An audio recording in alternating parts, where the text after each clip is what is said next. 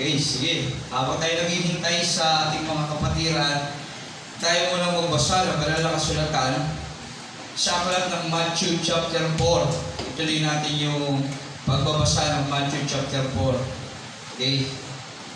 Sige, kung meron tayong mga Bible, makibukas tayo sa aklat ng Matthew chapter 4. Ang pagtukso kay Jesus, chapter 4, verses 1 to 25. Okay, saan yung Bible po?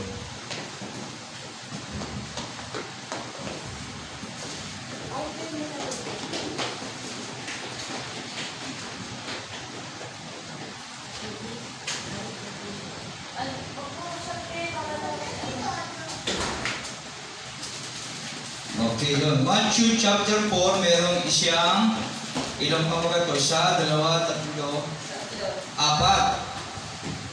Yan, apat. Ang pagtukso kay Jesus, ang simula ng paglilingkod ni Jesus sa Galilea, ang pagtawag sa apat na mangingisda, pangangaral sa at pagpapagaling ni Jesus, yung apat na pamagat niya sa Matthew chapter 4. Matthew chapter 4 verses 1 to 11, ang pagtukso kay Jesus. Yan, ating itong basahin. Pero bago yun, tayo muna mag-pray. So, umagang ito, Lord, salamat po.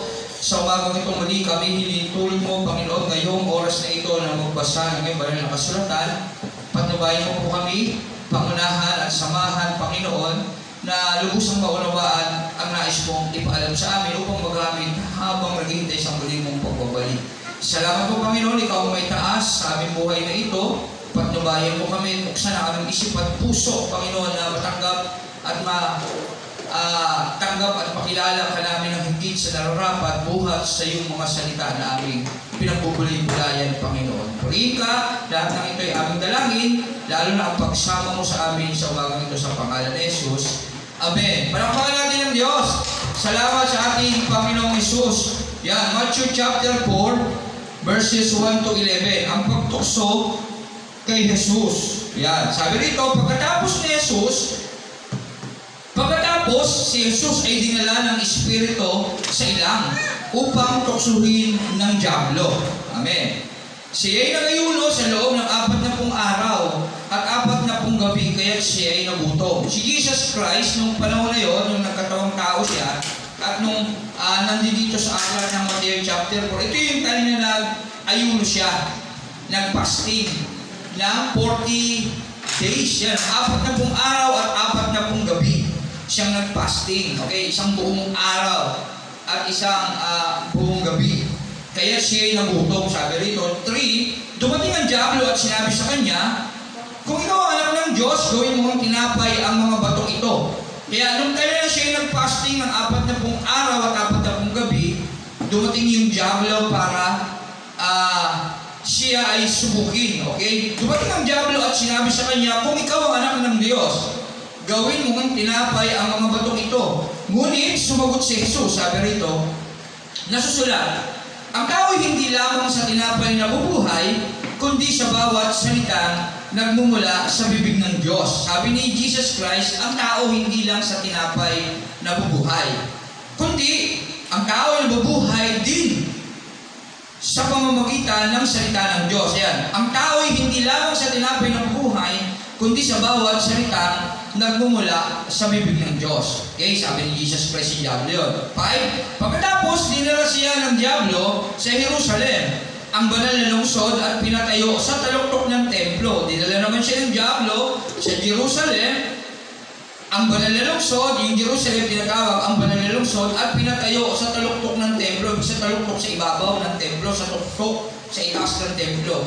Sinabi nito sa kanya, kung ikaw ang anak ng Diyos, magpatihulog ka, sapagkat nasusulat sa kanyang mga anghel, ikaw ay itatagubilin.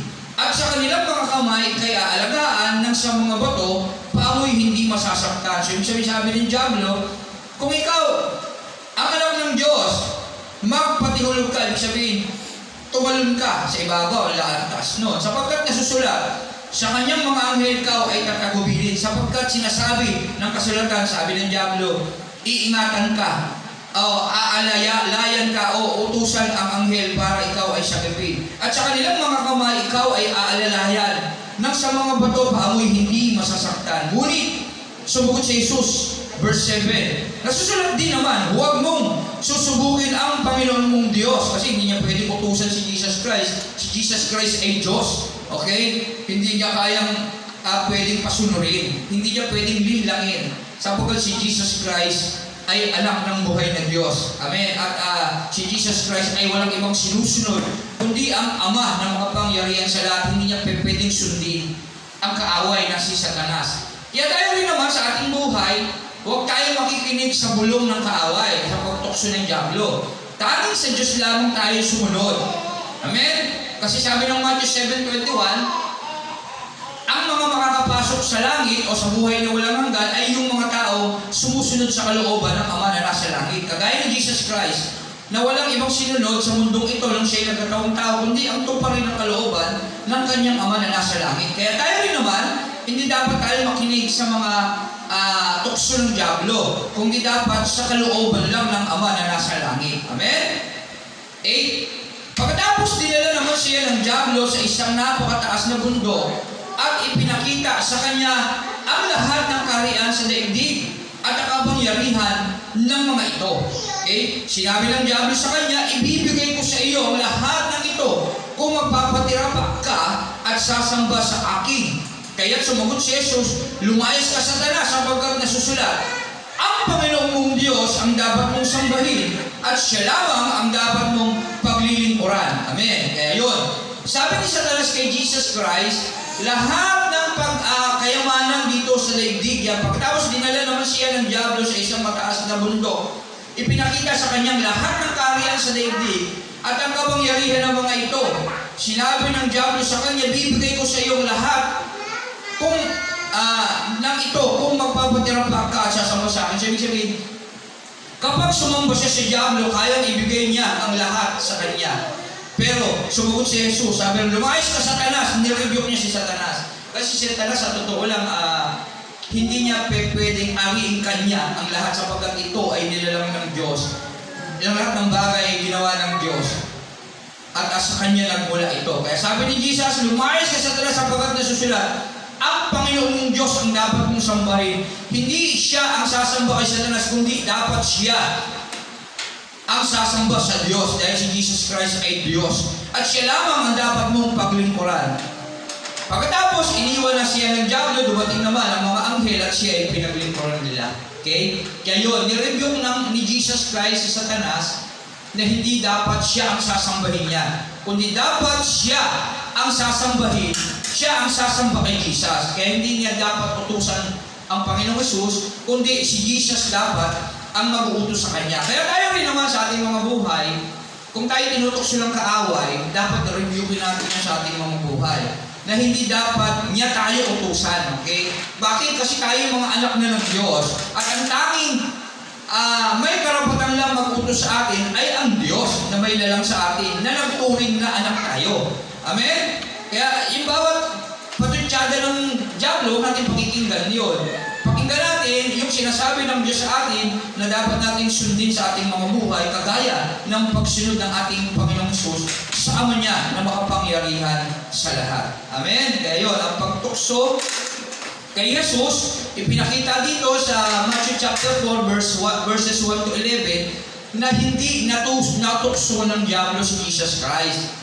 Kung nirebuke niya yung diablo at sinabi niya yung mga bagay na salita ng Diyos na dapat niyang sabihin sa Kanya. At hindi dapat siya ang susunod sa diablo, kundi dapat ang diablo ang susunod sa Kanya. Kaya walang nagawa ang diablo sa huli-hulihan ng 11, kundi ang umalis. Pagkatapos, iniwan siya ng diablo kasi hindi niya nagawang tuksohin si Jesus. Okay? Dumating naman ang mga anghel at siya ay pinaglingkuran nila. At yung mga anghel, pinaglingkuran ang ating Panginoong Jesus. Okay? Okay, nata sa verse 12. Matthew chapter 4, verses 12 to, hanggang saan yun? 12 to 17. Okay, ano na yung pawagat niya? Ang simula ng paglilingkod ni Jesus sa Galilea. 12. Nang mabalitaan ni Jesus na ibinalanggo si Juan di Baptist ito bumalik siya sa Galilea. Ngunit hindi na siya sa Nazaret na nirahan, kundi sa bayan ng Capernaum, na nasa baybayin ng lawa ng Galilea. Okay, yung Capernaum ay nasa baybayin ng lawa ng Galilea, na sakop ng Sibulun at Neptali. Sa gayon, natupad ang sinabi ni Propeta Isaias. Ito pala yung propesya ni Isaias. Okay? Lupain ng Sibulun at lupain ng Neptali. Daan ang papunta sa lawa, sa ibayo ng Jordan, sa Galilea ng mga Hintil. Ang mga taong nasa kadiliman ay nakakita ng kaningningan na ilaw sa mga nakatira sa lilim ng kamatayan at sumikat ang liwanag. Kasi pumunta si Jesus doon eh. Si Jesus Christ walang ibang pinapahayag kundi ang liwanag. Ano yung liwanag? Yung salita ng Diyos. Magmula noon ay nangangaral na si Jesus, itinuturo niyang magsisi na kayo at talikuran ang inyong mga kasalanan sapagkat malapit nang dumating ang kaharian ng Diyos. Amen. Yan, yun yung Matthew chapter 4 verses 12 to 17. So, ibig sabihin, yung lupain ng Zebulun, lupain ng Neptali, ay doon pumunta si Jesus Christ. Sabi doon sa 12, nang mabalitaan ni Jesus na ipinalanggo si Juan, si John the Baptist, na nangangaral din sa paghahangin ng Diyos, bumalik si Jesus Christ sa Galilee. Ngunit hindi siya sa Nazaret na nirahan. Hindi siya Nazaret. Kundi sa bayan ng Capernaum na nasa baybayin ng lawa ng Galilea na sakop ng Zebulun at Neptali. Sa gayon, natupad ang sinabi ni Propeta Isaias. Ito ay pagtupad, pinapakita ng New Testament dito sa aklat ng Matthew na katuparan ng nasa Old Testament ay pinahayag sa aklat ng Isaias. Okay? Tinupad ni Jesus yung propesiya ni Isaias na sa bayan ng Zebulun at Neptali. Yan. Lupain ng Zebulun at Neptali, sabi dito, daan ang papunta sa lawa, sa ibayo ng Jordan, sa Galilea ng mga Hintil. Ang mga taong nasa kadiliman ay nakakita ng maningning na ilaw. Sa mga nakatira sa lilim ng kamatayan ay sumikat ang liwanag. Kasi yung mga tao doon ay mga makasalanan, okay, na wala ng kaligtasan sana kung hindi pupunta doon ang ating Panginoong Jesus at magpapahayag ng salita ng Diyos. Magmula noon ay nangaral na si Jesus, itinuro niyang magsisi na kayo at talikuran ng inyong mga kasalanan sapagkat malapit ng dumating ang kaharian ng langit. Kaya, pansinin natin na sa lahat ng mapuntahan ni Jesus ay nangangaral sa turo ng pagsisisi ng mga pagkakasala nila. Kaya, naanggihan ng kaligtasan ang Neptali, ang lupain ng Zebulun at lupain ng Neptali. Kaya, katuparan ng propesiya ni Isaias sa dito sa Bagong Testamento sa aklat ng Matthew. Kaya, Matthew chapter 4, 12 to 17, tinupad ni Jesus Christ yung propesya ni Isaias. Okay? Dito, sa Bagong Testamento. Okay? 18. Kaya tayo rin naman, sa lahat ng lugar na pupuntahan natin, nawa, kagaya ni Jesus Christ, ipinapahayag natin yung salita ng Diyos para maraming maliwanagan ng mga tao nasa kadiliman. Okay? Matthew chapter 4, verses 18. to 22. Anong kamagat? Ang pagtawag sa apat na mangingisda. Okay, ang pagtawag sa apat na mangingisda. Minsan naglalakad si Jesus sa tabi ng lawa ng Galilea. Nakita niya naghahangis sa lambat. Sa lawa ang dalawang mangingisda, si Simon na tinatawag ding Pedro at ang kanyang kapatid na si Andres. Sila, si Pedro at si Andrew, magkapatid si Andrew, si Andres, at si Peter. Sila ay parehong mangingisda. Dalawa na, ay apat yung tinutukoy dito. Sinabi ni Jesus sa kanila, sumunod kayo sa akin at gagawin ko kayong mga mangingisda ng mga tao. No, hindi iniwan nila ang kanilang mga lambat at sumunod kay Jesus. Nagpatuloy siya sa paglalakad at nakita rin niya ang magkapatid na Santiago at Juan. Ayun pala yung magkakapatid. Sino? Yung magkakapatid na apat na mangingisda. Si Peter, si Andrew, si Santiago at si John. Si John di Bilabid dito, ay tinutukoy dito. John di Bilabid. Na mga anak ni Zebedeo. Sila ay nasa bangka kasama ng kanilang ama at nag-aayos ng lambat. Tinawag din sila ni Jesus. Agad nilang iniwan ang bangka at ang kanilang ama at sumunod kay Jesus. Yan. Sa pagkatawag, mapapansin natin, busy at abala yung apat na mangingisda na ginagawa yung kanilang hanapbuhay.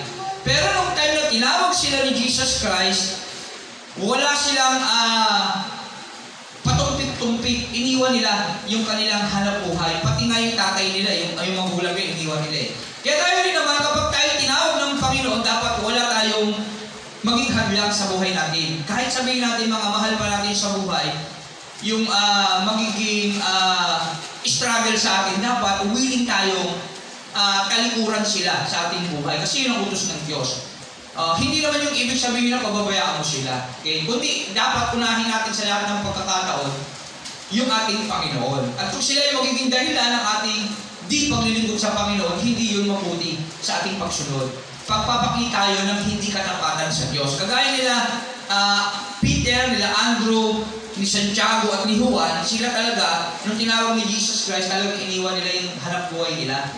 At nagtiwala sila kay Jesus. At simula nung naging tagasunod na sila ni Jesus Christ, iniwan nila yung magulang nila. Okay? Iniwan nila, kasama nila yung tatay nila ron, iniwan nila sa bangka. Iniwan nila yung mga taong mahalaga sa kanila para sa isang Diyos na higit na mahalaga sa kanila. Kasi sa totoo lang, kapag pinahalagahan natin ng Diyos, mas higit na papahalagahan din ng Diyos yung mga mahalaga sa atin. Yun yung gusto itulong sa atin ng Diyos. Kailangan natin unahin ng Diyos at magtiwala sa Kanya. At pahalagahan niya yung mga bagay na higit na mahalaga sa atin. Kasi ang Diyos, hindi pa pwedeng hindi niya tayo pasayahin. At ang mga bagay na magpapasaya sa atin, kasama yung mga mahal natin sa buhay. Kaya lang, kung mahal natin yung mga mahal natin sa buhay, dapat una, ibigin natin ng Diyos ng higit sa lahat. Kasi kung mahal mo yung mga mahal mo sa buhay, inuuna mo sila, paano yung nakakaalam ng mga bukas natin? Ang Diyos lang yun, hindi natin kayang mahalin. Paano yun? Hindi tayo kaluluburan ng Diyos, imbis na yung pa sa atin yung gantimpala, hindi mapupunta sa atin. Kasi naninimubo ang Diyos sa atin. Ganun po yun. Kaya marami tayong dapat malaman tungkol dyan. Kaya sa pagmamahal sa Diyos, dapat talaga, uunahin natin mahalin ng Diyos. Kaya nga sabi ni Jesus Christ sa binatang mayaman, sa may katungkulan na mayaman na yun, ibigay mo lahat. Yung iyong mga kayamanan, ibenta mo lahat, huwag ka magtitira. Kasi kapag nagtira ka, maaaring yung pa ang maging cause ng iyong paghihinayang. Magbalik, kagaya ng asawa ni Lot. Okay, pinaalis sila sa Sodom at Gomorrah, at siya, naisipan niya pang bumalik. Kasi yung puso niya, hindi niya buong puso na inilaan para sa pagsunod sa Diyos na nakuutos na lumikas na sila. Nagtira pa siya. Talagang yung mga alaala na kanyang buhay nila sa Sodom at Gomorrah, naisip niya pa. Okay? Kaya bumalik siya ng tingin. Yan, bumalik siya. Gusto niyang bumalik. Kaya yun. Kaya tayo, kapag tinawag ng Diyos, dapat no turning back, no turning back. At magtiwala, manampalataya tayo sa Kanya, na lahat ng bagay ay kaya niyang gawin para sa atin, kagaya ni Abraham. Kaya si Abraham, naniniwala siya na kayang bumuhay ng Diyos ng mga patay. Bakit? Hinandog niya yung kanyang anak na si Isaac, kaisa-isa, na sinasabi ng Diyos na sa kanya magmumula ang lahat ng lahi. Pero dahil doon, nagtiwala ang Diyos, ay nagtiwala si Abraham sa Diyos, na kahit ihandog niya si Isaac, kayang buhayin ng Diyos si Isaac. Bakit? Sa palagay nyo, anong dahilan? Bakit nagtiwala ang si Abraham sa Diyos? Ano yung dahilan? Sino nakakaalam? Wala ba nakakaalam? Ay, bumuhay ng Diyos. Kaya na ang Diyos kasi bumuhay ng mga patay. Paano nalaman ni Abraham na kaya ng Diyos gawin yun? Kasi nagpakita ang Diyos ng makapangyarihang gawa kay Abraham. Sa pamamagitan ng yung Sodom at Gomorrah. Pinakita ng Diyos yung sinabi niya na talagang gagawin niya. At nakita ni Abraham na talagang sa isang iglap, natupok yung Sodom at Gomorrah. Nakita niya na napaka-makapangyarihan ng Diyos na kapag sinabi niya talagang gagawin niya. Tama po ba?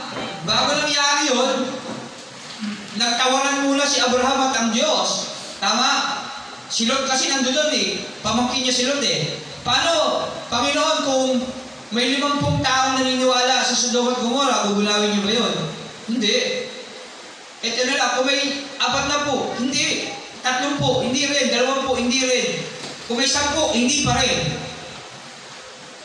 At doon na patunayan ni Abraham na talagang kayang tupukin ng Diyos, pinakita na talagang naging abo yung Sodom at Gomorrah sa kanya. Kaya doon siya nagkaroon ng pananampalataya na kayang gawin ng Diyos ang lahat ng bagay, walang imposible sa kanya.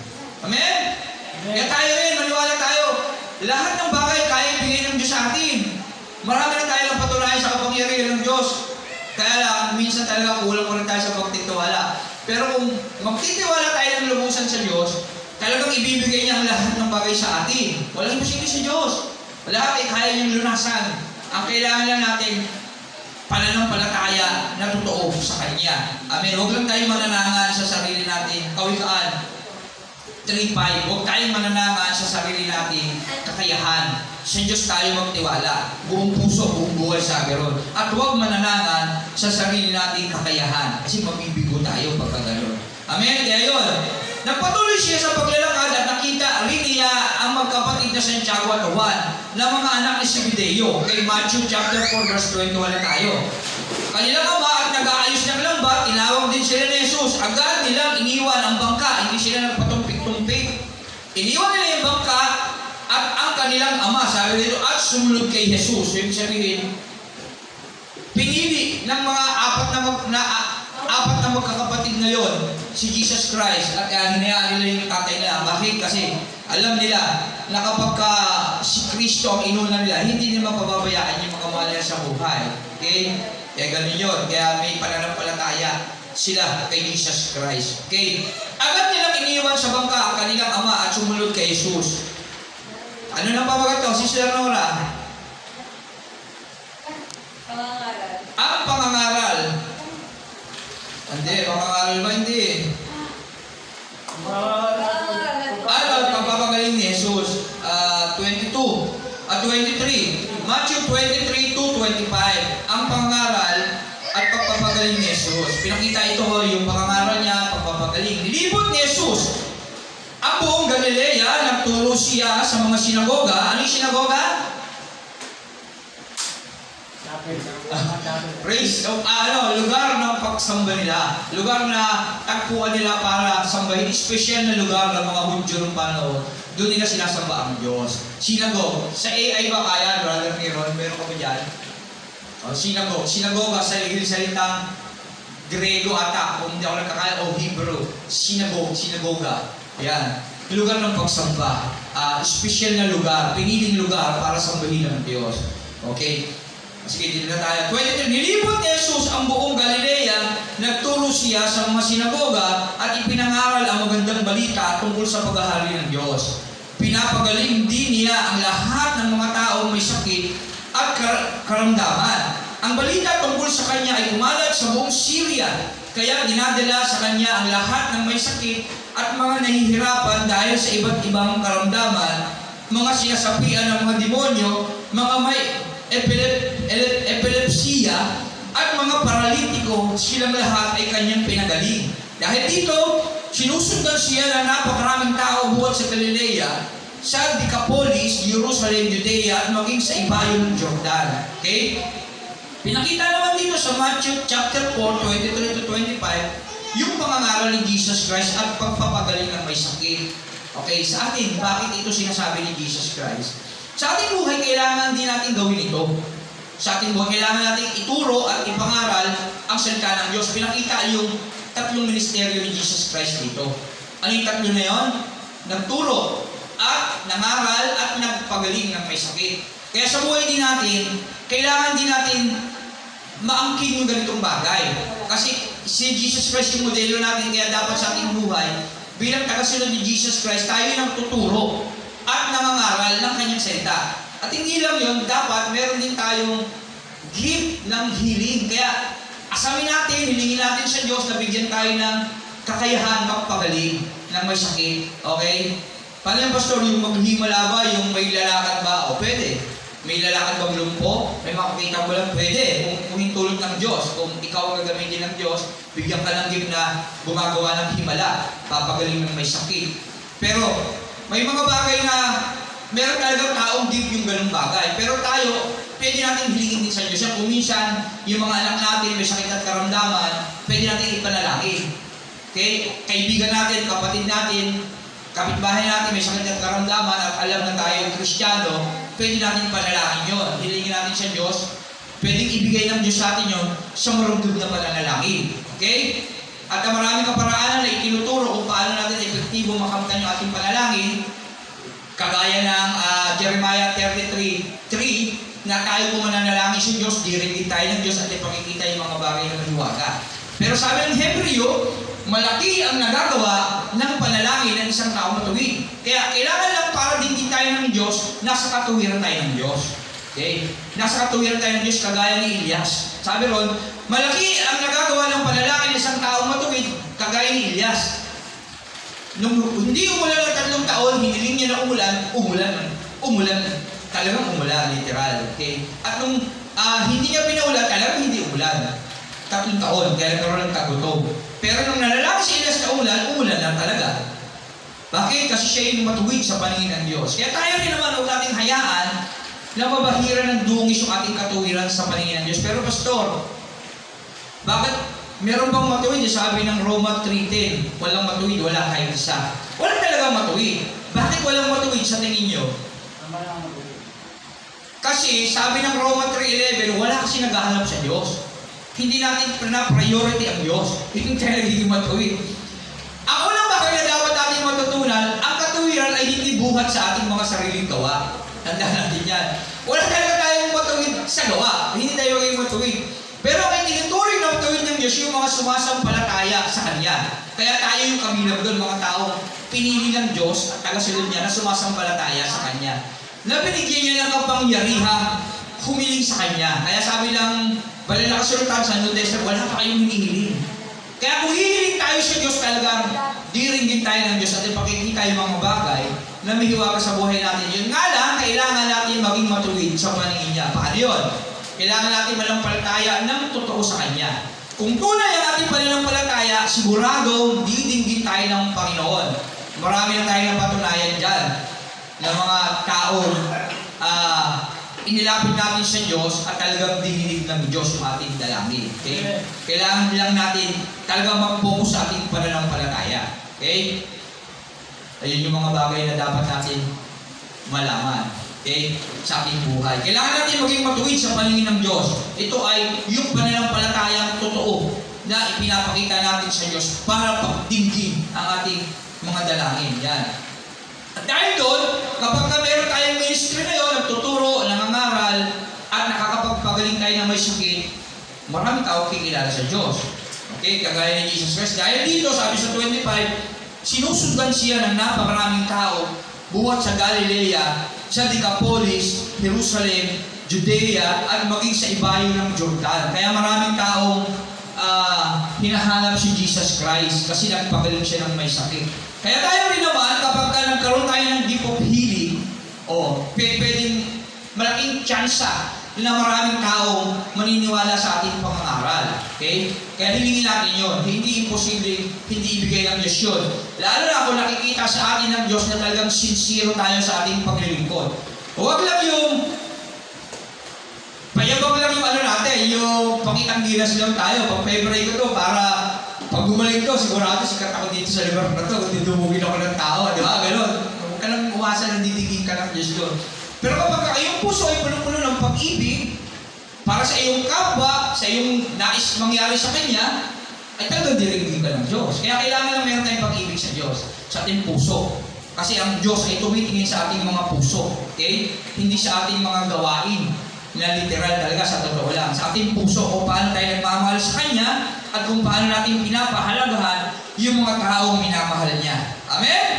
Kaya naman natutunan tayo ng Matthew chapter 4 sa ating mga binasa. Yung tinukso siya, tandaan natin, nag-fasting si Jesus Christ dito sa Matthew chapter 4 verse 1 to 12. Nag-fasting siya ng 40 days and 40 nights. Pero yun, kadalo isang buong araw, 24 hours. Nag-fasting siya sa loob ng 40 days and 40 nights. Kasi 12 hours yun, 24 hours sa loob ng isang araw. 40 days, buo, fasting siya. At sa pag-aaral, si Jesus Christ dito, umiinom lang siya tubig. Tubig lang iniinom niya. Hindi siya kumakain. Kasi nung inaalok siya nila Peter dyan, meron akong pagkain na hindi niyo nalalaman. Kaya sabi nila Peter, siguro may nagbigay sa kanya ng pagkain. Di ba? Tapos, yung sa Samaritana, babae Samaritana, uminom siya ng tubig doon eh. Nag-iigib siya kasi inom siya ng tubig. Doon niya na-encounter yung babae Samaritana. Pwede mo bigyan mo ako ng tubig? Ang malun ito ay malala ng Samaritana. Kaya yung sa pag-aaral, kung kung pag-aaralan natin sa pagpapasting ni Jesus Christ ng 40 days, umiinom siya doon ng tubig. Pwede rin natin gawin yun sa ating buhay. Pwede din tayo mag-fasting. Maraming iba't ibang klase ng fasting. Pwede isang meal lang. Kagaya nila Meshach, Shadrach, Abednego, nila Daniel. Ang kinain lang nila gulay at tubig lang. Hindi sila kumain ng masasarap, ng karne. Hindi sila uminom ng alak. Fasting sila. Gulay at prutas. At tubig lang. Pwede natin gawin yon sa ating buhay para mapalakas yung ating spiritual. Ginagawa ang fasting para patayin yung ating laman, yung physical. Kasi mahina tayo eh. Halimbawa, Pastor, hindi ko talaga maintindihan pagka willing na willing ang aking espiritu na makinig. Kasi ito pang bagay na dapat natin malaman. Meron tatlong bagay na bumubuo sa ating katawan. Ano yun? Espiritu, laman, at kaluluwa. Ang tawag doon, trichotomy. Okay? Ang Diyos, Trinity. Triune God, merong Ama, Anak, at Espiritu. Tayo naman, trichotomy. Meron tayong katawan, kaluluwa, at Espiritu. Ano yung laman? Ito yung tahanan ng ating kaluluwa at Espiritu. Ito yung balat natin, yung laman. Ano naman yung kaluluwa? Ito yung buong pagkatao natin na nakakaramdam, nakakaisip, may emosyon. Okay? Kaya tayo mayroong gusto, meron tayong ninanais, dahil meron tayong kaluluwa. Ano naman yung Espiritu? Ito yung part ng katawan natin may ugnayan sa Diyos. Kaya dapat napapalakas natin yan, yung Espiritu natin.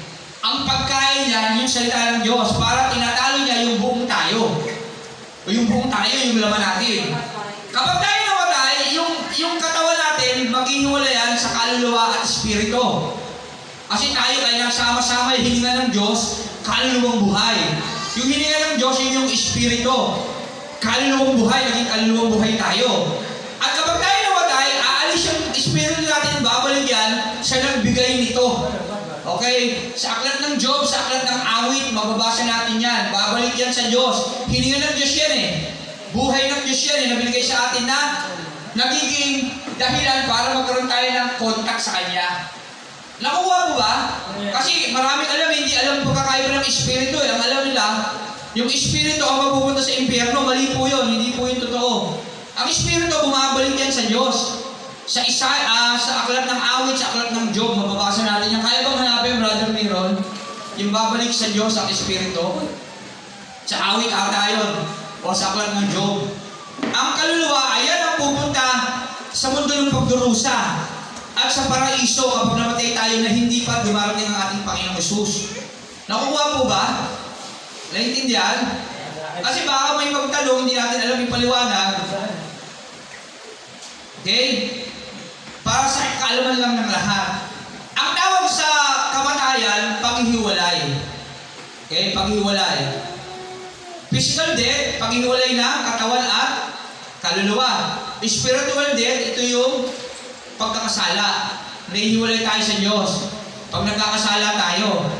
Kaya, yung kaligtasan natin ingatan at alagaan natin yan. Sabi ng John 15, pinuputol ko ang samang hindi namumunga. Kaya dapat nagbubunga tayo. Utos ni Jesus mismo yun, John 15. Si Jesus ang nagsabi nun. Okay? Kaya kapag nagbabasa tayo ng Bible, aalamin natin palagi kung sino yung nagsasalita sa kapakayagan. At siyempre, mas doon yung impact natin. Siyempre, kasi segunda-mano lang yung iba doon. Tama po ba? Tandaan natin yan. Si Jesus mismo nagsabi niyan. Sa Exodus 30-32, may sinasabi rin din kay Moises. Sabi ni Moises, kung papatayin niyo sila sa ilang, burahin niyo na rin yung pangalan ko sa aklat ng buhay. Sabi ni Moises, sabi ng Diyos, hindi. Yung nagkasala lang ang buburay ko sa aklat ng buhay. Kaya ingatan natin yung kasalanan, yung buhay natin sa Panginoon Huwag tayo maging kampante. Kasi hindi pa tayo bumabalik sa Diyos. Okay? Meron pa tayong labanan dito sa lupa na dapat natin ipanalo. Ang battlefield ng good and evil yung utak natin. Kaya ingatan natin ang ating buong pagkatao, sabi ron. Kaya dapat magangal ang ating buong pagkatao na banal ng Diyos. Ang espiritu, kaluluwa at katawan, dapat hindi nang hina yung espiritu natin para lagi nuudyukan tayo na bumalik sa Diyos. Kasi pag naghina yung espiritu natin, wala na tayong chance. Okay? Sino ba yung mag-uudyok sa kaluluwa at katawan natin na lumaban para sa gawa ng kaaway? Di natalo ka na ng kaaway. Di ba? Pupunta ka na lang sa lugar na kung saan, sabi ng Roma, sa mga lugar kung saan ibig mo lang marinig yung mga mensahe na gusto mong mapakinggan. Wala lang magtutuwid sa'yo. Wala lang 2 Timothy 3:16. Ang salita ng Diyos ay nagtuturo ng tamang katuruan sa pagtatama ng maling katuruan at pagtutuwid ng maling kong gawain kasi ayaw mo nang pakinggan yung tutuwid ka. Ngayon dahil ayaw mo nang pakinggan, di ka na pupunta sa totoong salita ng Diyos, hanap ka na ng lugar kung saan ka bebebehin. Tama? Panatag. Na wala kang mapapakinggan kundi yung gusto mong marinig. Ay, okay, prosperity gospel. Ay, okay, dito, pagkakaibigan lang ang binubuo. Ay, okay dito, walang gawain lang pagbibigay kasi mayaman naman yung nagsusupport. Tama mo ba na hindi inuutos ng Diyos? Tama mo ba? Yung na tayo maging makasarili. Ganon. Kaya tandaan natin yan.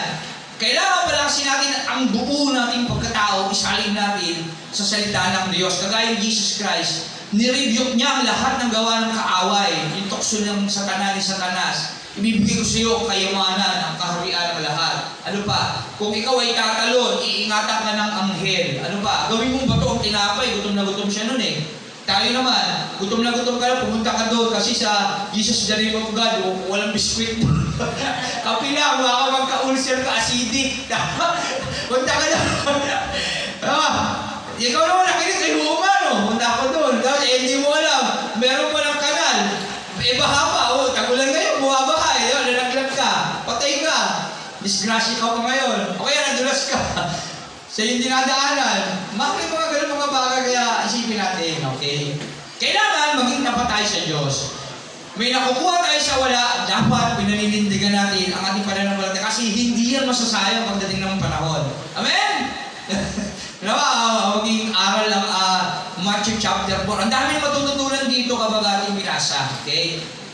Matthew chapter 4. Hindi nagpatinag si Jesus sa kaaway na nalok sa kanya. Partida, gutom pa siya noon, 40 days siyang hindi kumain. Puro tubig lang. Kaya ba natin yun? 40 days, hindi kumain, puro tubig lang, puro panalangin lang. Puro Diyos lang ang kausap niya. Kaya naging handa siya sa pakikipagbaka. Nung time na yun, talagang nasa kanya. Ang presensya ng Diyos, ang banal na Espiritu, talagang nasa kanya. Okay? Kasi triune God sila eh. Okay? Kaya sumasama sa kanya ang banal na Espiritu. Kasi isa sila sa totoo lang. Tayo rin naman. Nawa, aralin din natin kung paano mag-fasting. Marami ka paraalan mag-fasting. Pwedeng 12 hours. Kung kaya mo, pwedeng 1 meal lang. Di ka muna mag-almusal. Pag-isip mo sa umaga, pag bago ka dumilag, Lord, salamat po. At Lord, gusto kong mawala ang hina ng aking laman. Gusto kong mapalakas. Lord, tulungan mo ako. Patayin ang laman ko. At ngayon, gagawin ko, Panginoon, ikaw lang ang aking kakausapin. Lahat ng aking gagawin, ikaw lang ang aking nasa isip ko. Kahit nagtatrabaho ka, pwede mong gawin yun. Huwag kang kakain almusal lang, kain ka na, alas 12 na lang. Huwag mo lang biglayin kasi baka sumakan yung tiyan mo. Konti-konti lang. O pagkakaya mo sa susunod na araw, uy, kaya ko pala almusal, hindi ako kumain So almusal at tanghalian. Sa gabi ka na lang kakain, pwede yun. O ano yung pananalangin mo? Panalangin mo muna yung sarili mo. Idulog mo sa Panginoon, Lord, gusto ko tumibay ang aking pananampalataya. Lord, gusto kong hindi ako matokso ng kaaway, kagaya mo kung paano mo nalampasan ang tokso ng kaaway sa iyo kasi dapat kailangan humility, humbleness, at dapat sincere ka sa iyong mga bagay na hinihiling sa Diyos. Kaya titibay ka doon. Lahat ng bagay na inaalok ng kaaway, malalabanan mo yun kasi ang Diyos ang lalaban para sa atin. Hindi tayo iiwan ni pababayaan ng Diyos. Kasi ang totoo yan, nakakapanugumpay tayo sa buwan, hindi dahil malakas tayo, kundi dahil sa banal na Espiritu. Trabaho ng Holy Spirit yun. Siya ang gagawa ng mga bagay na hindi natin kayang gawin. Kung mabasahin natin John chapter 14, John chapter 15, nandiyan yung tungkulin ng Holy Spirit. Bibigyan ko kayo ng isa pang patnubay, sabi rin ni Jesus Christ. Kasi aalis na siya eh. Sa bahay ng aking ama ay maraming silid, kung di ito totoo, pupunta ako doon, papaghanda ko kayo ng kwarto, at pagbalik, sama ko sa iyo, pero hindi ko kayo iwan ng luhaan. Iwan ko sa inyo ang Espiritu na hindi kinikilala sapagkat hindi siya nakikita. Okay? Kapag iniwan sa atin ang Holy Spirit, siya yung magiging kalasan natin. para labanan ang lahat ng gawa ng tao. Kaya lang, ang pinaka-senaryo lang doon, ang pinaka-effort natin, pakinggan. Kasi iniudyo ko tayo ng Holy Spirit, kaya lang, hindi lang natin pinakikinggan eh. Yung kaliwang tenga natin, nandidinig sa kaaway. Hindi, posible yan. Hindi ka magutom, hindi ka kakain, tapos hindi ka mabusog ka, kalokohan yun. Ano yun? Hindi lang sa tinapay na bubuhay ang tao, subukan mo kumain, tinapay, buong maghapon, hindi ka magutom. Tako ba? Ganun yan sabihin sa'yo ng kaaway eh. Imposible yan. Ang ganun ang kaaway sa'yo. Ikaw naman, ay, yung literal na pagkatao mo, kasi alam mo naman yung tama, hindi pa naman ako sanay kumain ng kanin kasi Pilipino ako, buti ko Amerikano ako. Tama? Tinapay lang, busog na. Ako Pilipino eh. Hindi ako mabubusog doon, tama. Kailangan kumain ka ng kanin. Kaya yun, kaya yung nasusunod sa atin. Kaya pakinggan natin yung Holy Spirit. Pag nagsalita ang Holy Spirit, simple lang mapakinggan ng Holy Spirit, biblical. Laging lalagay sa isip mo ang salita ng Diyos. Pero kapag hindi biblical yan, hindi Holy Spirit yun, kahit tama pa yun. Tandaan natin yan. Ang isang bagay na tama, kapag wala sa Bible, hindi tama yun. Ayun ang totoong bagay pala dapat nating matutunan. Kahit na 1,000,000 mabuti ang gawin mo, 1,000,000,000 na mabuti at magiging mabuti o maraming tao makikinabang nito, nakabutihan pag ginawa mo. Pag hindi yung utos ng Diyos, hindi mabuti sa paningin ng Diyos yun. Hindi natin dapat gawin yun. Lagi kong nilalarawan yung buhay ni David. Yung census. Hindi masamang mag-census. Binibilang niya lang ang tao. Bakit niya binibilang yung tao? Kasi nagdigmaan ng panahon eh. Kailangan niyang bilangin yung nasasakupan niya para malaman niya kung gaano sila karami at kung gaano karami yung ibang ikukumpara niya yun. Kapag marami kami, malakas kami. Tatalunin namin sila. Ayun lang naman yung mindset niya. Ano ba masama doon? Wala naman. Bakit naging masama? Sa tingin niyo? Hindi inutos ng Diyos yun. Hindi inutos ng Diyos, David, mag-census ka. Inutos yun ng demonyo sa kanya. Sinunod niya. Ayan yung ibig sabihin nun. Kaya kahit na sinong tao mag-benepisyo pa nun, kahit napakarami, kung hindi yun, salita ng Diyos, hindi mo dapat gawin yun. Kasi ang kasalanan, pagdidesisyon sa sarili. Pamumuhay sa sarili. Kaya ang sabi ni Jesus Christ, alikuran mo yung sarili mo, and then follow me. Tama po ba? Kaya, ayun ang totoo na dapat natin matutunan sa ating buhay. Kaya kailangan sumunod sa instruction ng Diyos kasi ang Diyos ay Diyos ng kautosan. Okay, na dapat natin sundin. At kapag ang Diyos ang nasunod sigurado, panalo tayo. Walang nais ang Diyos kundi ang mapabuti tayo eh. Kaya lang tayo hindi na papabuti kasi nagdidesisyon tayo sa sarili natin. Nagkakaroon tayo ng consequences. Kagaya ni David. Sa ginawa niya ngayon, hindi lang siya ang napahamak. Nandamay pa siya ng mga kababayan niya. Libo-libong tao ang namatay ng panahon na yun na nasa sakupan niya. At ang ginawa niya na lang, nagmalinglod siya sa Panginoon at nahabag ang Diyos sa Kanya. Kaya tayo kapag naisip natin, Lord, sorry po, nakagawa ko na po. Magmalinglod agad tayo sa Diyos, huwag na tayo magmatigas. Kasi huwag natin hayaan na may mapapahamak pa ng dahil sa ating mga pagkukulang. Luhod tayo sa Diyos at magtiwala na hihinto niya na ang mga pinagdadaanan natin mga consequences kasi hinihintulong din ng Diyos eh. Ang kaaway, naghihingi ang permiso eh. Kaya lang naman kasi ganyan si Job kasi pinagpapala mo eh. Tanggalin mo kaya yung yaman niya. Oh. Sige. Huwag mo na siyang papatayin. Ganun ng Diyos. Hinihintulot niya yon sa ating buhay. Pero kaya ng Diyos na hindi hintulot sa atin yung kung tayo'y dapat natatawag sa Kanya. Tandaan natin Jeremiah 33:3. Manalangin tayo at dirinig tayo ng Diyos. Pero dapat matuwid yung panalangin natin. Kagaya ni Isaiah, ni Elias. Nanalangin siya ng naayon sa kalooban ng Diyos na pinaglilingkuran niya. Kaya tayo rin naman, para maging matuwid ang ating pananalangin, ang panalangin natin ng naayon sa kalooban ng Diyos na pinaglilingkuran natin. Lalo na yung buhay natin na dapat magamit sa paglilingkod sa Kanya. Amen? Yan. Yan. Dapat maunawaan natin yun. Hindi nagpatinag si Jesus dito sa kaaway, sa pagtukso, bagkus, nirebuke niya ito. At hindi ako ang susunod sa iyo, ikaw ang dapat sumunod sa akin sapagkat ako ang Diyos. Parang gano'n ang sinabi ni Jesus Christ. Huwag mong, utusan ang Diyos mo. Ikaw ang dapat sumunod sa Diyos, sabi niya dito. Yan. Dahil mulit sumagot si Jesus na susulat, Ang tao ay hindi lamang sa tinabi ng buhay, kundi sa bawat salitang nagmumula sa bibig ng Diyos at sa iba pa. Yan. Nasusulat din naman, huwag mong susubukan ang Panginoon mong Diyos. Kasi si Satanas, Panginoon niya rin si Jesus Christ eh. Nilalang lang niya si Satanas, si Anghel yan eh. Na nilalang eh. Sa Hebreo 1, ano ang anghel kung gano'n, mga espiritong nilalang lang ng Diyos para tulungan ang mga maliligtas. Kaya lang si Satanas, hindi niya ginawa ang kanyang tungkulin, bagkus nag-aklas pa siya. Kaya hindi niya natulungan yung mga maliligtas, kundi ipapahamak niya. Okay? Kaya yun, naghahanap siya ng damay. Kaya tayo maging matatag at manahan tayo sa salita ng Diyos, reviewin natin palagi ang gawa ng kaaway sa ating buhay. Okay? Kaya yun. Ano ba? Yun sa 1 and 12 yun. 4, 1 and 12. Yung pagtukso kay Jesus na dapat malampasan natin sa pamamagitan ng salita ng Diyos. At tapos simula ng paglilingkod ni Jesus sa Galilea, pinakita din doon sa 30. Yan. Si Jesus Christ hindi pumunta sa Nazaret na nirahan, hindi siya doon nanirahan. Kundi sa baybayin ng Capernaum, nasa baybayin ng Lawa ng Galilea, Matthew 4:13. Ano yung sakop niya? Sakop ng Zebulun at Nephtali. Sa Galilea siya pumunta. Ngayon, sa Galilea, maraming mga tao hindi naniniwala sa Diyos. Nung dumating si Jesus doon, marami nang naniwala sa Diyos. Kaya natupad yung propesya ni Isaias. Okay? Na yung ilaw, talagang nakakalawan yung mga taong nadidiliman.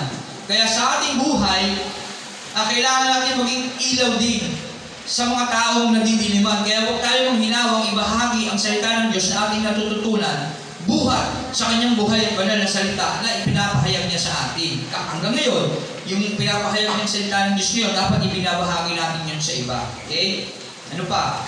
Ang pagtawag sa apat na mangingisda. Sino yung apat na mangingisda?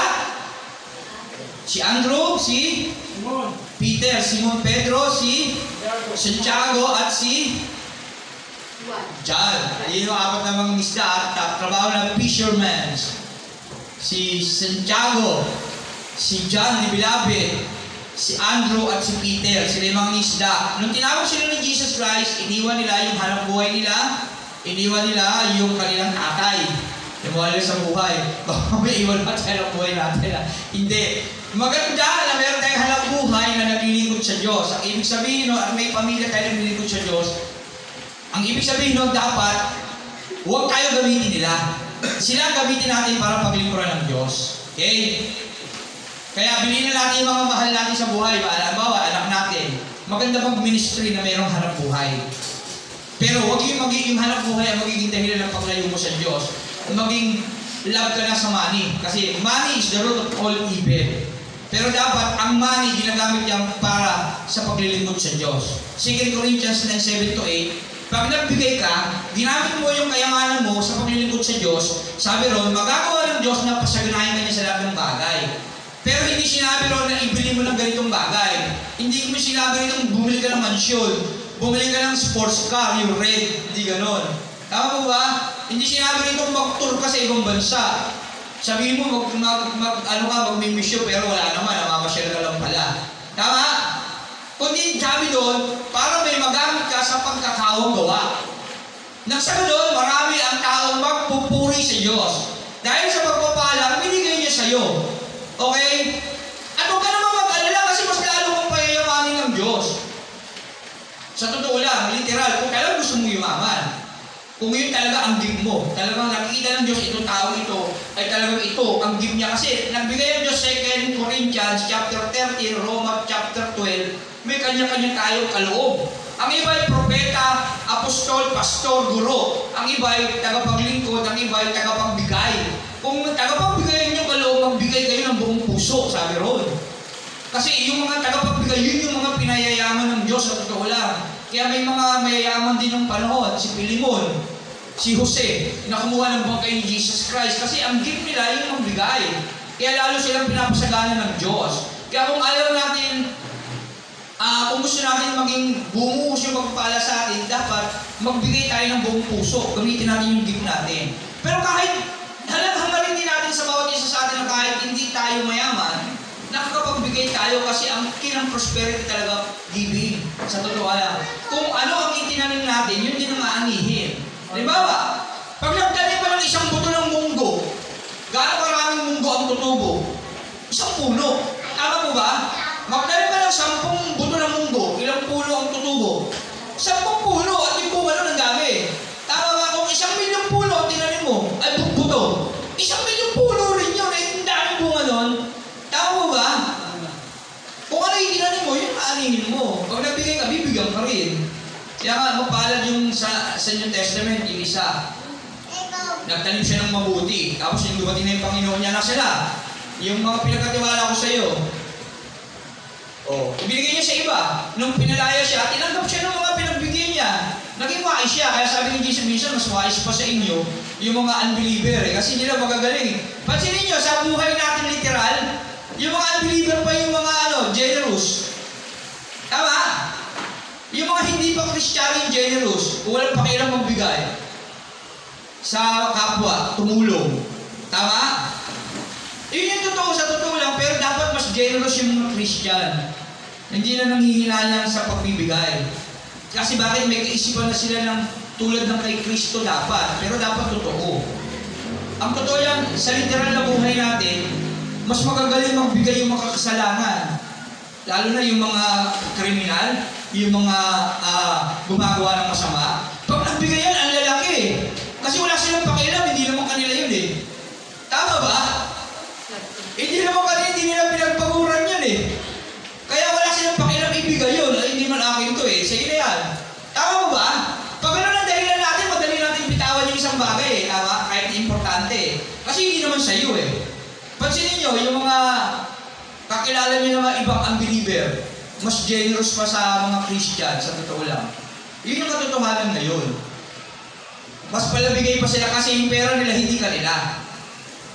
Ang tanong dyan sa ating mga Christian, yung pera ba natin, atin ba? Hindi rin eh. Sa Diyos yun eh. Dapat hindi natin sila kayang tularan, yung mga unbeliever. Kaya sabi ni Jesus, mas magagaling pa sa inyo mag-isip yung mga hindi naniniwala sa Diyos eh. Biblical po yun. Totoo yun. Nasa Matthew. Anong New Testament. Sa aklat ng Matthew, kung hindi ko lang matanda kung anong verse. No, next week, aralin natin kasi kulang tayo sa oras. Sa totoo lang, lahat ng nasa atin, hindi atin ito, lahat ito galing sa Diyos. Kaya hindi tayo dapat manghinayang ibigay sa Diyos yan. Pero tandaan natin pangako ng Diyos, magagawa ng Diyos na pasaganahin ang ating mga buhay para meron pa tayong magamit din sa pagkakaong gawa. Sabi pag-aaral sa Bible School, ang pinaka-the best na tinutulungan natin, yung mga kapwa natin lingkod ng Diyos. Kasi sila talaga yung mga anak ng Diyos, yung mga tunay. Yung pangako ng Diyos kay Abraham na isang basong tubig, pagka binigyan mo ng isang basong tubig ang lingkod ng Diyos, pagpapalayan na ng Diyos. Kasi si Abraham, tunay yun, na lingkod ng Diyos, pinagmulan ng lahi ng Israel. Kaya tayo naman, sabi ng Roma, ang tunay ng mga Hudyo, yung nabago sa puso't isip ng Diyos. Yung mga tunay na born again Christian. Yung mga tunay na kumikilala at may banal na pagkatakot sa Diyos. Kaya magkaroon tayo ng spirit of discerning. Tama ba? Discerning spirit. Dapat nababasa natin na itong tao nito ay tunay na lingkod ng Diyos. At dapat higit itong dapat tulungan. Okay? Doon tayo maging generous. Pero hindi ko sinasabi huwag kayo maging generous sa hindi. Kailangan din natin silang tulungan para maipakita yung kabutihan ng Diyos na nasa sa atin. Amen? Para mailapit natin sila sa Diyos. Kaya hilingin natin sa Diyos na makapagturo tayo ng salita ng Diyos. Ano pa? Mangaral tayo ng salita ng Diyos. Ano pa? Makapagpagaling tayo ng ministry na yun. Kasi kung wala tayong pinansyal, magagamit natin yung healing ministry. Tama po ba? Kaya sa mga Bible school, may tinuturo dyan, healing ministry. Kasi napakahalaga ng healing. Kapag maraming gumagaling, maraming naniniwala sa Diyos na makapangyarihan ng Diyos. Amen? Huwag na tayo maingay. Okay, quiet muna tayo. Madidistract yung mga taga-makinig, yung mga babies, Stephen, Jacob. Okay, yun. Okay, kinig lang. No, quiet. Okay. Ano na yun? Nasa na tayo? Wala din ako. Yung tatlong ministry. Pagpapagaling. Ano ba? Pangangaral, pagtuturo.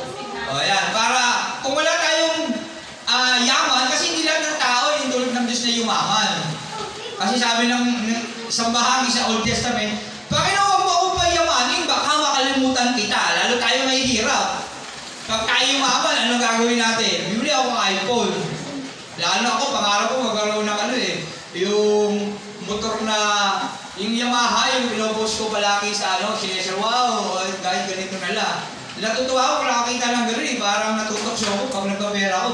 Pag piliyaman ako ng Diyos, baka maraming motor ang bilhin ko baka hindi na ako mayamanin siguro. Kaya sabi sino ba yun? Si Agor. Panalangin ni Agor ba o ni Jabez? Si Jabez enlarged my territory Panalangin ni Agor. Sabi rin sa awit, mga awit. 130 kung di ako nagkakamali. O 110, o 130. Sabi niya rin, Panginoon, huwag mo akong payamanin. Baka makalimutan kita. Ano mo rin akong paghirapin? Baka magnakaw naman ako. Sapat na pagkain lang. Ibig sabihin, sapat na sa atin yung meron tayo kinakain. Okay na yun. Pero kung itulad ng Diyos na tayo payamanin, gamitin natin yun sa ikararangan ng Diyos. Huwag tayong gagamitin ng yaman. Amen? Kasi hindi naman masamang yumaman Ang masama, yung mapagmahal sa salapi. The love of money is the root of all evil. Kaya yun lang yung dapat natin verifikahin sa ating buhay. Amen? Kaya tandaan natin yun hindi masamang humingi sa Diyos. Jeremiah 33:3, hilingin natin sa Diyos ang lahat ng bagay at ito ay pagkakalob sa atin ng Diyos. Kaya lang sa pananalangin dapat matuwid tayo kagaya ni Elias. Nananalangin sa Diyos na matuwid. Okay? Ang katuwiran, ito ay galing sa ating pananampalataya ng totoo sa Diyos. Hindi yun yung pagiging mabait ka, hindi ganon. Ang pagiging banal natin, hindi doon gagaling. Kahit tayo mga buhay, pwede tayong tawaging banal o matuwid sa paningin ng Diyos, mga saint. Dahil tayo may totoong pananampalataya sa Diyos. Amen? At kapag tayo nanalangin, diring din tayo ng Diyos. Ano ba dapat natin panalangin? Magkaroon tayo ng gift sa pagtuturo, pangangaral ng salita ng Diyos, at pagpapagaling ng may sakit. At syempre, hitulog niya rin na tayo magkaroon ng sapat na kakayahan tumulong.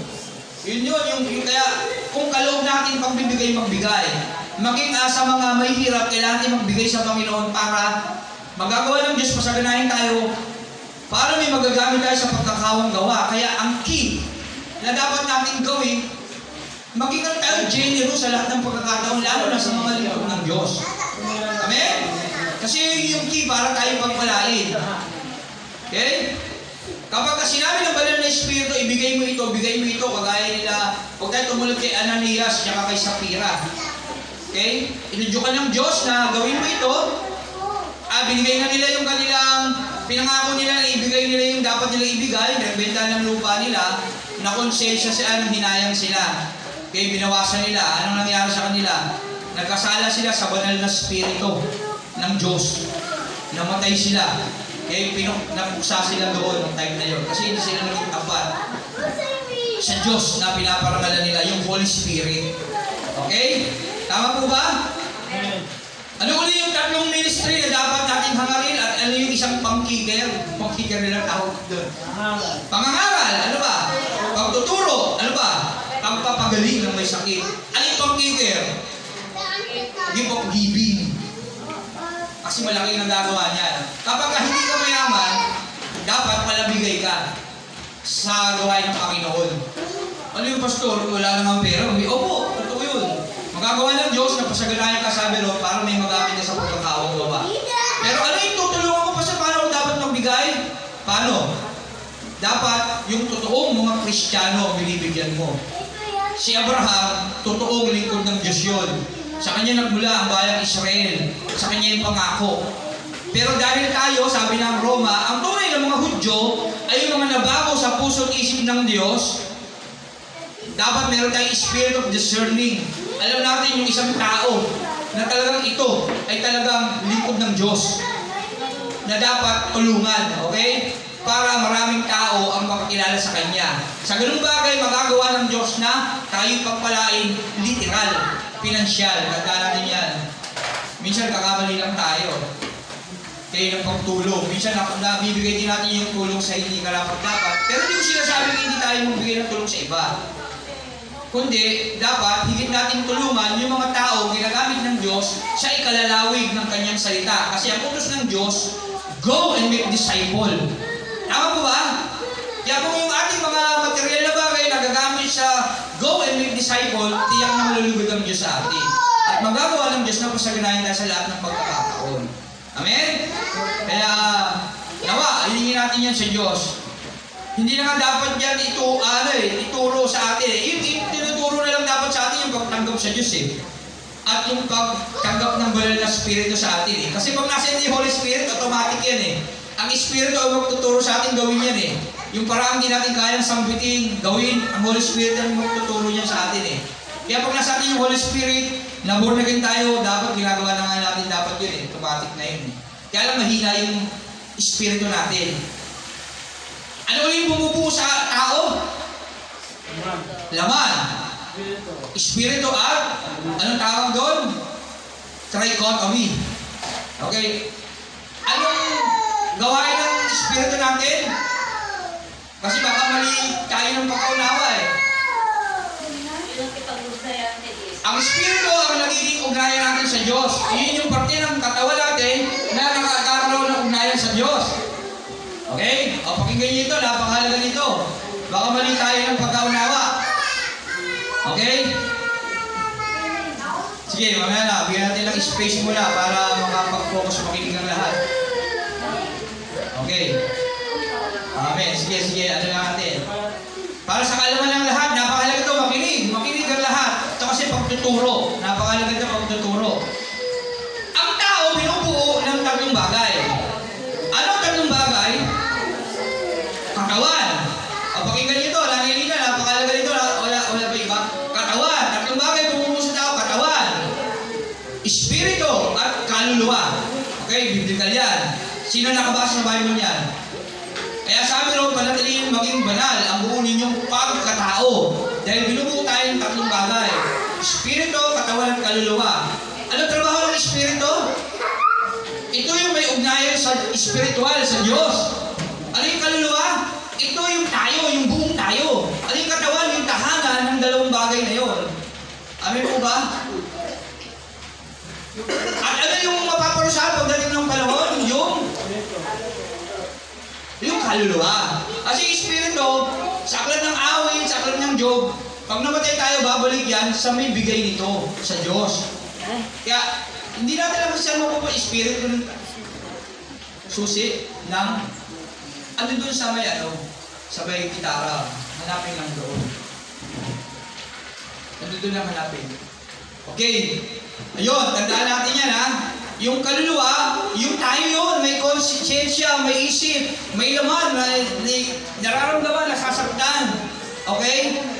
Kaya yun yung pupunta sa mundo ng pagdurusa at sa paraiso pagdating ng panahon na itinakda ng Diyos.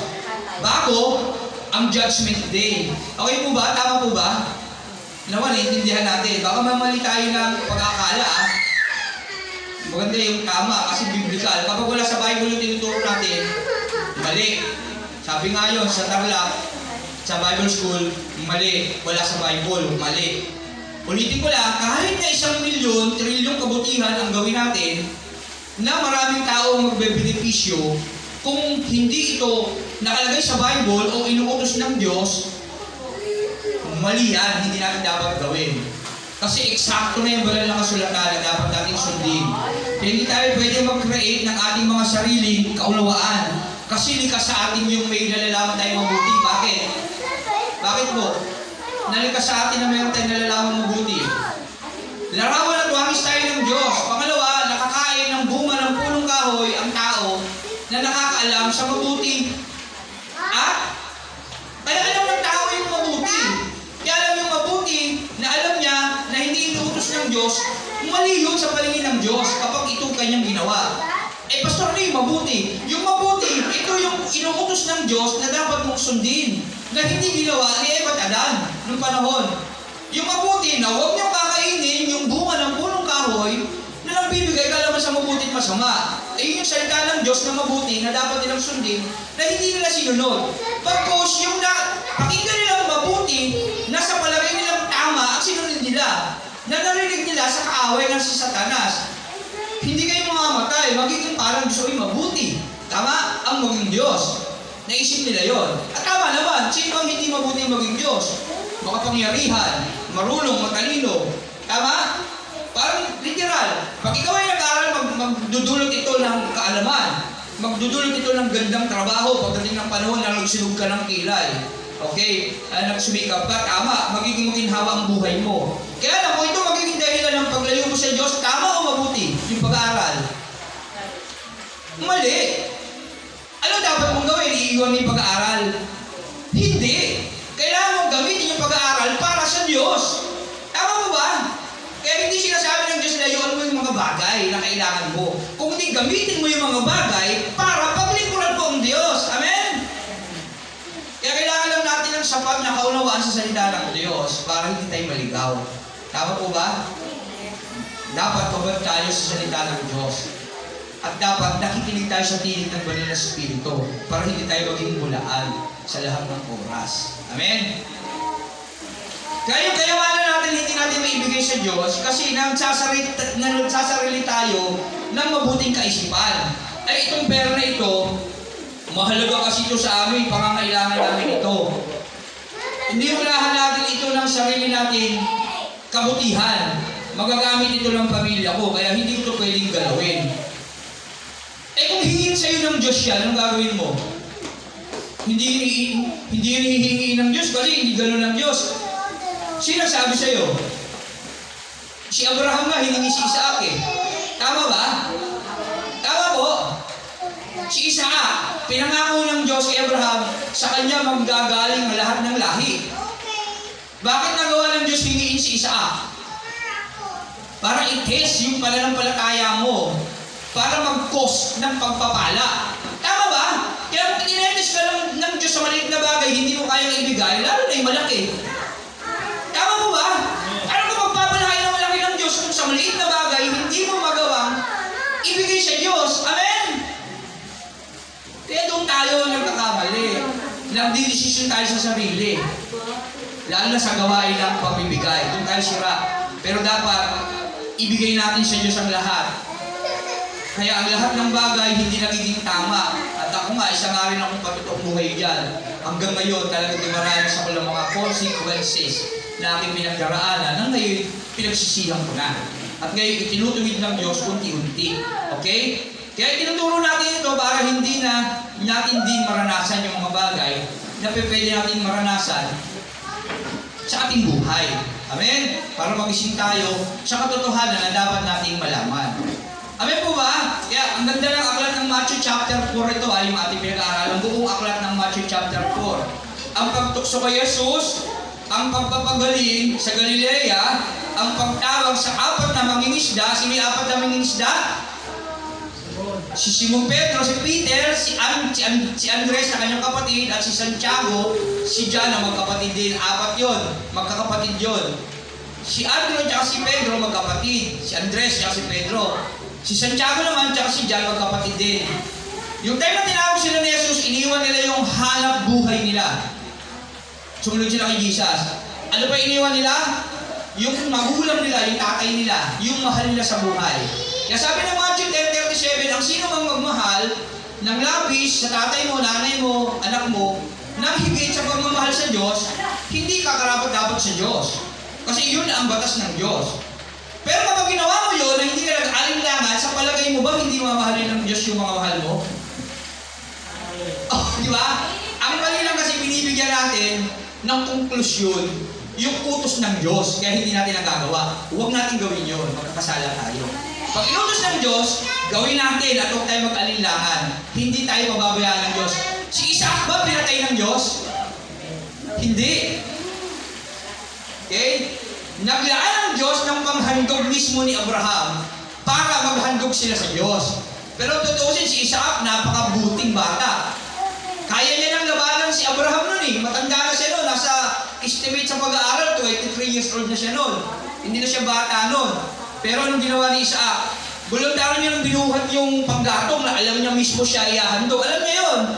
Kasi nung panahon nila, alam nilang naghahandog sa mga ganong mga okasyon. Talagang paghahandog yun at walang tupa.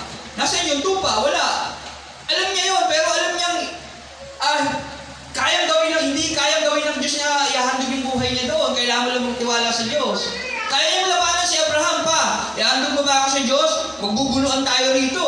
Di ba? Malaki na si Isaac noon. Kung pag-aaralan natin yung kasaysayan, malalakas yung tao noon. Si Abraham, ugod-ugod na eh. Tama ba? Ilang taon na siya nagkaanak? 100. Eh, lumaki pa si Isaac. Oh, matanda na siya noon. Kasi, ano si Abraham noon, di ba? O baka, tulak niya na lang sa bangin. Ba't mo kaya handog? Oh. Pero, hindi niya ginawa. Okay? Kaya, tingnan natin yung ginawa ng Diyos at ng anak. Tama mo ba? Alam ginawa ng ama? Binigay niya yung pinakamamahal ng anak. Alam ginawa ng anak? Voluntary niyang tinanggap yung pagkapako. Huwag ang kalooban ko, kundi ang kalooban mo ang matupad. Amen! Kaya pinakita sa buhay ni Abraham at Isaac yung buhay ng Diyos Ama at ng Diyos Anak. Binigay ng ama yung anak niya na pinakamamahal niya, maskit sa loob yun. Si Abraham, iniwan niya yung asawa niya, mabigat sa loob ni Sarah yun, pag alam niya yun. Alam niya yun, na pag nalaman ni Sarah na pinatay ko yung anak ko, nandun ko sa Diyos, baka isumpa ako nun, pero wala akong pakialam dyan. Kasi kaya ng Diyos buhayin ng mga patay. Nakita niya na sinulog yung Sodom at Gomorrah ng Diyos. Kitang-kita ng dalawang mata niya, Panginoon, kung may 50, wawasakin niyo ba ang Sodom at Gomorrah? Hindi. 40, hindi. 30, hindi. 20, hindi. 10, hindi. Pero nakita ng Diyos na talagang makapangyarihan ng Diyos. Nakita ni Abraham na makapangyarihan ng Diyos at kaya niya talagang tumupok sa isang iglap lang. Yung Sodom at Gomorrah na napakayaman. Kaya naniwala siya ng panahon na yun, kayang bumuhay ng Diyos ng mga patay. Kaya nagkaroon ng pananampalatayang matibay si Abraham. Amen? Nasaksihan niya ang kapangyarihan ng Diyos at tayo rin naman. Nasaksihan natin yung kapangyarihan ng Diyos sa buhay natin. Tama? Pinagaling tayo sa sakit at karamdaman. Pag wala tayong pera, nagpe-pray tayo, may dumarating na lingkod ng Diyos sa atin, ng kapatid natin, ng tatay natin para pagpalain tayo. Minsan hindi naman tayo ginutom ng Diyos. Amen? Pero nangyayari, pinagtataksilan pa rin natin ng Diyos. Amen? Kailangan natin magtiwala sa Kanya sa lahat ng oras. Okay? Huwag pagpapaalala ang hahanapin natin sa Diyos. Hanapin natin yung totoong kabutihan ng Diyos na binigay niya sa atin, yung buhay na inaksaya niya sa cross. Yung pagmamahal ng tatay at pagpapakumbaba ng anak para sa ating mga kasalanan. Amen? Palakpakan natin ang Panginoon sa Kanyang lahat ng pagpapalagpapuri. Amen? Dahil wala tayong oras, alas 10 na, tapusin na natin tayo mag-pray. Amen? At marami pa tayong maririnig na salita ng Diyos mamaya. Tayo mag-pray. Lord, salamat po sa iyong salita na napakasarap pakinggan, purihin ka. Napakabuti mong Diyos na sa amin ay nagmamahal. Lalo na ngayon na alam namin na malapit ka nang muling bumalik, Panginoon. Kaya Lord, kami nagsusumamo sa iyo. Lahat ng salita mo namin mapapakinggan sa magang ito, bagamat napakaiksing oras, Lord. Huwag mo hayaan, mawala ng saysay sa aming puso. Na kahit katiting, Panginoon, na kabutihan mo, may tumatak at magamit namin sandata upang hindi kami malinlang ng kaaway. Na apurado na, Panginoon, para wasakin ang aming pananampalataya, Panginoon. Salamat po sa iyong pag-ibig sa amin. Ikaw lang, Panginoon, ang siyang Diyos na dapat namin parangalan sa umagang ito. Kaya hiling namin sa iyo, samahan mo kami na makapagpuri, makapaghandog, makapagsamba kami, Panginoon, ng naayon sa iyong kalooban. Dahil wala kaming ibang nais itaas kundi ang dakilang ngalan mo. Salamat po sa pangalan ni Jesus. Amen. Palampakan natin ng Diyos at pwede na tayong magsiya at tayo magsimula na sa pagpupuri sa Kanya.